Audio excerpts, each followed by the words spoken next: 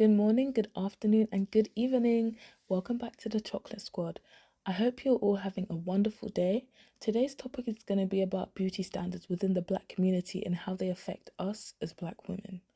Just a quick disclaimer, there's nothing wrong with finding people who look like this attractive, like mixed race and light skin in general women. There's nothing wrong with that.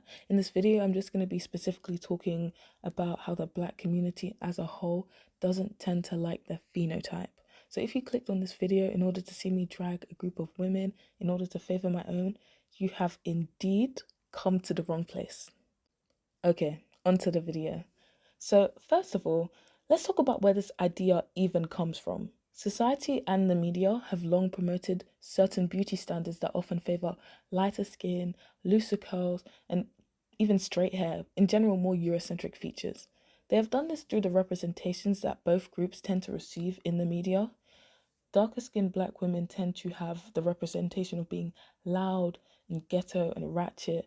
An example is Medea and Big Mama, which we're going to get into those, but those are just examples. And light skinned and mixed women, or even white women, tend to have softer roles.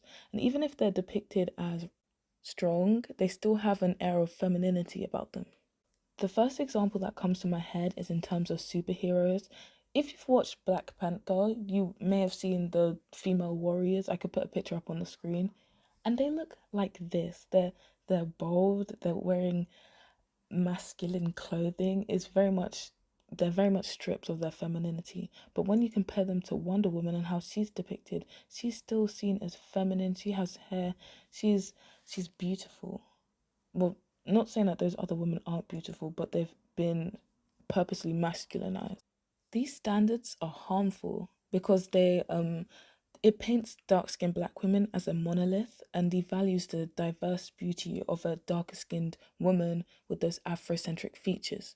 Saying there's only one type of beauty is very much invalid.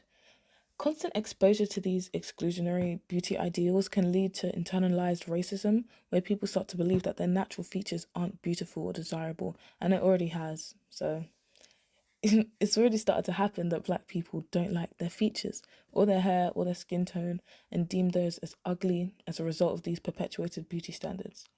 One of the reasons why this myth persists is the lack of diverse representation in the media. Representation really matters for us, specifically as dark-skinned Black women, because we are often portrayed as obviously loud and ghetto and violent in some cases. When we only see a narrow type of beauty being celebrated, it can really feel like that's the only way to be beautiful, but beauty truly comes in all shades and features. We need to start taking control of our representation in the media, because it's not even just as Black people, it's about as Black women, because these harmful stereotypes are also perpetuated by Black people. They're the main perpetuators of this stereotype. And two examples come to my mind: Big Mama and Medea. We all know that Medea is a series by Tyler Perry in which he dresses up, he cosplays as a older, dark-skinned Black woman who is ghetto and loud and overweight, just really portraying the mammy trope, which we need to very much distance ourselves from. Either way, Big Mama was one of the biggest movies of the 2000s, and it reached a lot of places in the world. So that is their representation of us as Black women. And a fact about that movie is that it was written by a man called Daryl Quarles. I don't know how to pronounce his surname, but his name was Daryl, whatever. He came up with the term Big Mama based on a childhood nickname that the neighborhood kids gave his mother.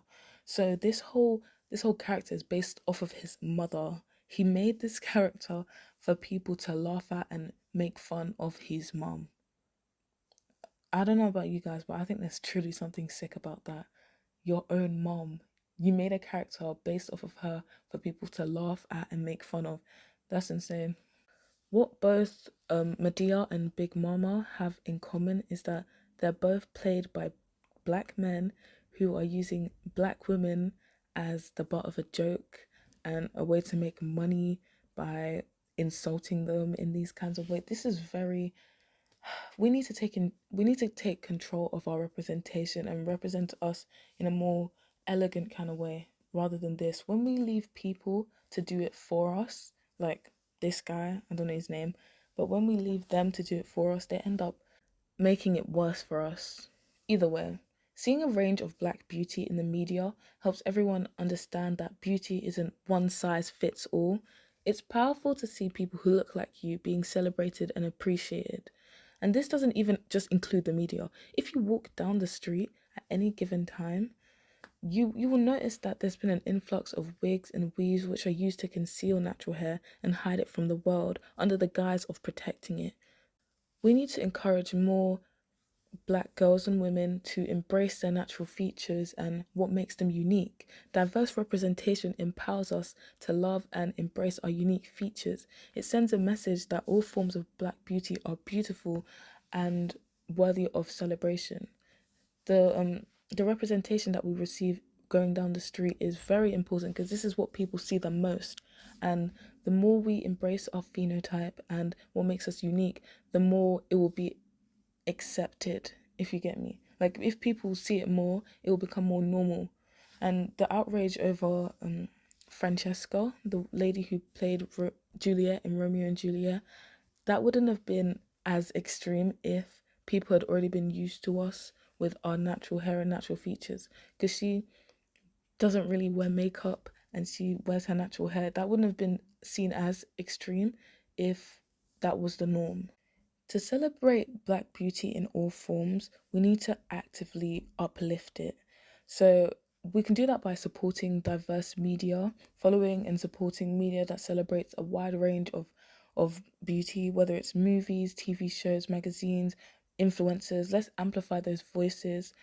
And something that's really underrated is positive affirmations. It's a form of self-love and affirming yourself to make sure you remember that you're still beautiful regardless of how society sees you. Remind yourself and others that beauty isn't limited to one phenotype. You can appreciate the unique features that make you you. Something that we're really lacking in the Black community, if you can even still call it a community, is support, and that embraces the diversity of everybody. We need to encourage friends and families to recognize and appreciate their beauty in all its forms and lift each other up in general. There are real life examples of amazing women who are breaking these narrow beauty standards. An example is Lupita Nyong'o. She's a stunning example of dark skin beauty. She's embraced her natural features and has become a powerful voice in terms of promoting self-love. Also, we've got Viola Davis. Her presence and talent shines brightly, showing that beauty and excellence comes in many shades. She's a role model who encourages us to embrace our natural, authentic selves. And don't worry, I didn't forget about our plus size sisters. There's even bigger women who are beautiful, like Amber Riley. She's a very, very good example of a classy, talented, beautiful woman who is an amazing vocalist and a very good representation for darker skinned Black women, especially the ones who are plus sized. So these are the kinds of women who we need to be uplifting more over the sexy reds, the Suki Hanas of the world, because the ratchet ghetto trope, over sexualized trope of dark skinned Black women or Black women in general is very much out overdone, is played out. The sexy reds, the Suki Hanas of the world. We need to stop uplifting those kinds of people because that's a negative representation for us. We don't need that. Nah. In conclusion, you absolutely do not have to be mixed to be pretty. You don't have to have this light skin, looser to straight hair textures. You don't need that. There are many beautiful women who are dark skinned and have Afrocentric features like Coco Jones, like Anok Yai, Adut Akech, those types of people who we can look up to and use as symbols of beauty in our community. Beauty is diverse, and it's time we celebrated that diversity loudly and proudly. Let's break free from these narrow standards and embrace all the beautiful shades and features within the Black community. Remember, you're beautiful just the way you are, and you don't need to abide by any of these societal standards that deviate from what you naturally look like. Anyway, that's all from me today. If there's anything you think I could have expanded on or you want me to go in depth in another video, do comment that and comment your opinions on the whole thing. I'm curious. And yeah, if you enjoyed the video, like the video, subscribe, and click the bell notification so you're notified on future uploads. All right, bye.